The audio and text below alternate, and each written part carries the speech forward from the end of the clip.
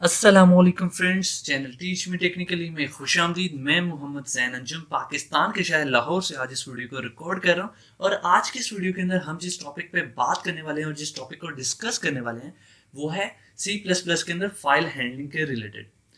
आज के इस वीडियो के अंदर जो हम चीज़ सीखने वाले हैं वो ये है कि किस तरह से हम सी प्लस प्लस को यूज़ करते हुए फाइल्स के अंदर डाटा को अपेंड कर सकते हैं। लास्ट जो हमारी प्लेलिस्ट के अंदर वीडियोस हैं वो इस टॉपिक पर हैं कि किस तरह से हम फाइल के अंदर से डाटा को रीड कर सकते हैं, किस तरह से एग्जिस्टिंग फाइल के अंदर से डाटा को हमने रीड करना है और किस तरह से हमने फाइल के अंदर डाटा को राइट करना है। हमने ये भी देखा कि किस तरह से हमने न्यू फाइल्स को क्रिएट करना है और उसके अंदर डाटा को राइट करना है। साथ साथ हमने ये भी सीखा कि किस तरह से एग्जिस्टिंग फाइल के अंदर हम डाटा को राइट कर सकते हैं और एग्जिस्टिंग फाइल के अंदर जब हम डाटा को राइट करते हैं तो किस तरह से हमारा जो न्यू डाटा होता है वो ओवरराइड हो जाता है। आज के इस वीडियो के अंदर हम ये सीखने वाले हैं कि अगर हमारे पास कोई एग्जिस्टिंग फाइल है और उसके अंदर अगर हम डाटा को राइट करते हैं तो हमारा जो पिछला डाटा सेव हुआ था उस फाइल के अंदर वो तमाम का तमाम डाटा, तमाम का तमाम टेक्स्ट हमारा डिलीट ना हो, बल्कि हमारा जो भी हम न्यू टेक्स्ट लिखना चाहते हैं वो फाइल के नीचे जाकर सेव हो जाए। बेसिकली हम ये चाहते हैं कि हमारा जो डाटा फाइल के अंदर अपेंड हो। हम ये नहीं चाहते कि हमारा जो डाटा है वो ओवरराइड हो, क्योंकि लास्ट वीडियोस के अंदर जब मैंने एग्जांपल के अंदर आपको दिखाया था कि हम एग्जिस्टिंग फाइल के अंदर जब भी कोई डाटा लिखते थे, राइट करने की कोशिश करते थे, तो होता ये था कि हमारे पास जो डाटा था, जो भी हम न्यू डाटा लिखते थे वो पिछले वाले डाटा को डिलीट करता था और न्यू डाटा उसके अंदर लिखा जाता था। लेकिन हम ये चाहने वाले हैं कि हमारे पास जो भी हम डाटा को सेव करें वो जो पहले से डाटा मौजूद है उसके नीचे जाकर सेव हो जाए। सो ये सब कुछ हम कैसे करेंगे कि किस तरह से हम सी प्लस प्लस के अंदर अपेंड ऑपरेशन को परफॉर्म करते हुए हम अपने फाइल्स के अंदर डाटा को अपेंड करेंगे, ये हम आज की इस वीडियो के अंदर देखने वाले हैं। जिन दोस्तों ने अभी तक हमारा channel teach Me technically subscribe नहीं किया वो अभी हमारे चैनल को सब्सक्राइब कर लें।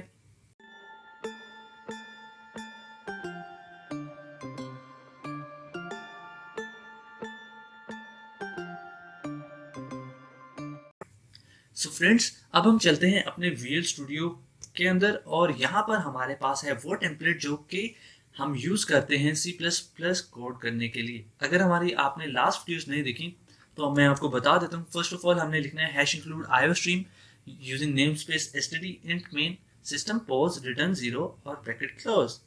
यहाँ पर आप एक चीज़ नोट कर रहे होंगे और वो ये कि यहाँ पर हमने यूज़ किया है हैश इंक्लूड और उसके आगे हमने जो हेडर यूज़ किया है वो है एफ स्ट्रीम। तो यहाँ पर आपको एक चीज़ का ख्याल रखना है और वो ये है कि जब भी आपने फाइल हैंडलिंग का फंक्शन ऑपरेट करना है, जब भी आपने फाइल हैंडलिंग परफॉर्म करनी है तो आपने हैश इंक्लूड एफ स्ट्रीम लाजमी लिखना है, क्योंकि ये जो एफ स्ट्रीम का हमारे पास हेडर होता है ये हमारा फाइल हैंडलिंग के अंदर मदद करता है। अब हम स्टार्ट करते हैं कोड कि किस तरह से हम फाइल को रीड करने वाले हैं, ठीक है, और किस तरह से हम फाइल के अंदर डाटा को राइट करने वाले हैं। Let's start. First of all हम लिखेंगे यहाँ पर ओ एफ स्ट्रीम और उसका एक वेरिएबल बना लेते हैं एफ आउट के नाम से, ठीक है।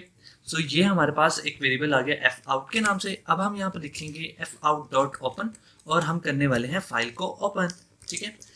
जब हम एफ आउट डॉट ओपन लिखते हैं तो हमारे पास ये फंक्शन है और ये फंक्शन डिपेंड करता है कि हम इसको दें फाइल नेम कि जिस फाइल को हम करना चाहते हैं ओपन, ठीक है। हम यहाँ पर लिखते हैं फाइल का नेम और जैसा कि हमारी फाइल का नेम है न्यू टेबल, हमने अपनी फाइल का नेम यहाँ पर लिख दिया। लेकिन यहाँ पर आपको एक बात का ख्याल रखना है और इस बात को याद रखना है कि जब भी आपने फाइल का नेम बताना है तब आपने उसकी एक्सटेंशन भी बतानी है। यहाँ पर हम लिखेंगे txt.txt, ठीक है। न्यू टेबल .txt का मतलब है कि ये हमारी कोई टेक्स्ट फाइल है, ठीक है। हमने क्या किया एफ आउट डॉट ओपन और उसके बाद फाइल का नेम विद एक्सटेंशन उसको बता दी, ठीक है। अब यहाँ पर आपको एक नई चीज़ बताता हूँ और वो ये है कि यहाँ पर आप एक इफ स्टेटमेंट लगा सकते हैं और वो ये है कि F out dot is open. हमारे पास एक फंक्शन है जो सी प्लस प्लस हमें देता है जो कि हमें ये बताता है कि क्या वो फाइल जिसको हम ओपन करने की कोशिश कर रहे हैं वो ओपन हुई है या नहीं। अगर ये ओपन हो जाएगी तो हम वो क्या करेंगे, फाइल के अंदर रीड राइट का जो भी टास्क हमें परफॉर्म करना है वो हम कर लेंगे। लेकिन इन केस अगर फाइल ओपन ही नहीं होती किसी भी रीज़न से तो हम क्या करते हैं, हम यहाँ पर यूज़र को बता देते हैं कि भाई जान आपकी फ़ाइल ओपन नहीं हो रही और इस वजह से ये एरर आ रहा है, हम इसके आगे जो आपका डिज़ायर टास्क था वो नहीं कर रहे, ठीक है। इसका फ़ायदा ये हुआ कि आपको जब भी कभी क्रैश अगर किसी भी वजह से आया तो आपको पता होगा यार ये क्रैश आ क्यों रहा है। आपके अंदर फाइल के अंदर ये सही से रीड क्यों नहीं हो रहा, सही से राइट क्यों नहीं हो रहा, इस वजह से क्योंकि फाइल तो ओपन ही नहीं हुई थी। सही है।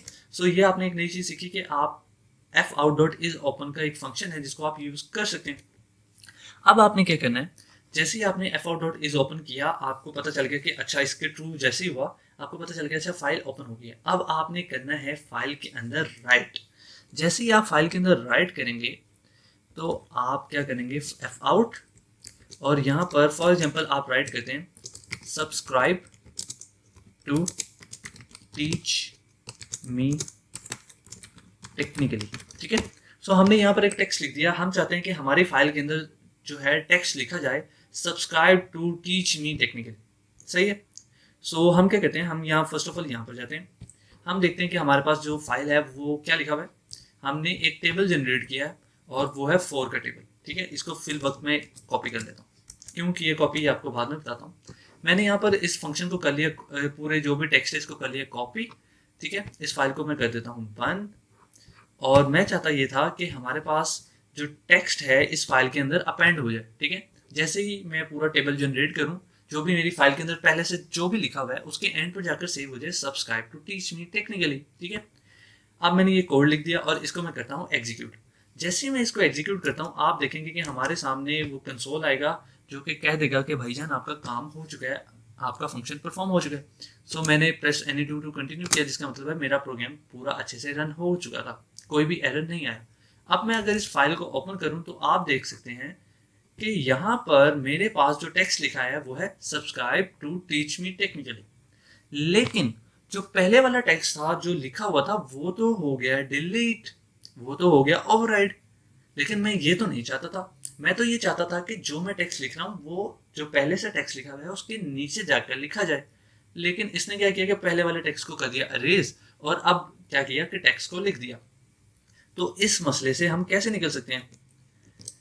मैंने जो कॉपी किया था उसको मैं दोबारा से यहाँ पर पेस्ट करके सेव कर देता हूँ और हम चलते हैं अपने प्रोग्राम की तरफ कि आखिर किस तरह से हम क्या कर सकते हैं कि सिंपल हम राइट का फंक्शन परफॉर्म नहीं करना चाहते। हम चाहते हैं कि जब भी हम फाइल के अंदर अब राइट करें तो बेसिकली हम चाहते हैं कि उसके अंदर अपेंड करें।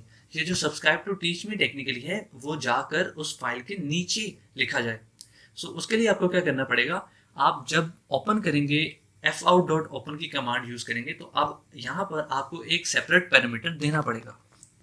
वो सेपरेट पैरामीटर क्या होगा, आपको यहाँ लिखना है कॉमा, कॉमा के बाद आपको लिखना है iOS 2 बार सेमीकोलन और उसके बाद आपको लिखना है ऐप। ठीक है। ऐप मतलब अपेंड। ठीक है। अगर हम इसको एग्जीक्यूट करके चेक करें तो आप देखेंगे कि हमारे पास जो फाइल है उसके अंदर subscribe to Teach Me Technically नीचे जाके अपेंड हो जाएगा और जो पहले से हमारे पास टेबल जनरेट थे वो ओवरराइड नहीं होंगे। हम क्या करते हैं, हम यहाँ से जाते हैं उस फोल्डर में टीच मी टेक्निकली वाले में और ये है हमारे पास वो फाइल जिसके अंदर लिखा हुआ है न्यू टेबल। ठीक है। अब हम क्या करते हैं, हम इस फाइल को करते हैं ओपन और आप देख सकते हैं कि हमारे सामने टेबल प्रिंट हुआ है 4 का टेबल। ठीक है। अगर हम इसे स्क्रॉल करें तो आप देख सकते हैं कि जैसे ही 4 का टेबल यहाँ कंप्लीट हुआ तो आपके पास टेक्स्ट अपेंड हो गया subscribe to Teach Me Technically. ठीक है। क्या हुआ ये कि आपके पास जो पहले से टेक्स्ट अवेलेबल था वो अरेज नहीं हुआ, बल्कि आपके पास जो टेक्स्ट है वो अपेंड हो गया। अब आपने देखा कि 40 के बिल्कुल साथ ये जुड़ गया था subscribe to Teach Me Technically. इसको आप सेपरेट करने के लिए क्या कर सकते हैं, /n इसको ऐड कर सकते हैं अपने टेक्स्ट के अंदर। जैसे ही आप /n और सब्सक्राइब टीच मी टेक्निकली को लिखेंगे और इस फंक्शन को एग्जीक्यूट करेंगे और फिर उसके बाद एग्जीक्यूट होने के बाद जब आप इसको फाइल को ओपन करेंगे तो आप देख सकेंगे कि आपका फर्स्ट ऑफ ऑल जो भी अंदर टेक्स्ट लिखा हुआ था वो खत्म नहीं हुआ, वो बिल्कुल वैसे सेव रहा और उसके बाद subscribe to Teach Me Technically का टेक्स्ट आ गया है। फ्रेंड्स, आज की इस वीडियो के अंदर हमने ये सीखा कि किस तरह से अगर हम अपेंड ना करें, सिंपली फाइल को ओपन करके उसके अंदर राइट करेंगे तो हमारा पिछला डाटा सारा का सारा अरेज हो जाता है।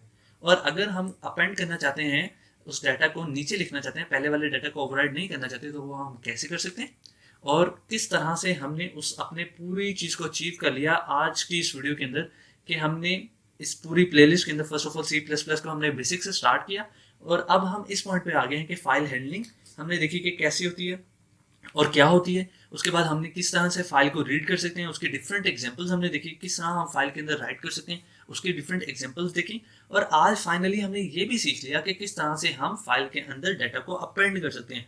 और हमने ये भी सीखा कि क्या वो एरर होता है जिसकी वजह से हमारा जो पिछला डाटा होता है वो अरेज हो जाता है। हमें लगता है कि हम कुछ कोड में गड़बड़ हो गई जिसकी वजह से हमारी फाइल के अंदर से डाटा डिलीट हो रहा है। एक्चुअली वो ये होता है कि हम उसको अपेंड करने के बजाय सिंपली राइट का फंक्शन परफॉर्म कर रहे होते हैं। सो फ्रेंड्स, मुझे उम्मीद है कि आपको आज की वीडियो पसंद आई होगी और हमारी ये प्लेलिस्ट पसंद आ रही होगी। सो इस वीडियो को लाइक करें। अगर आपका कोई भी क्वेश्चन है या कोई फीडबैक है, आपको वीडियो पसंद आई है तो कमेंट बॉक्स में कमेंट लाजमी करें और हमारे चैनल टीच मी टेक्निकली को सब्सक्राइब करना मत भूलिएगा। Thanks for watching friends.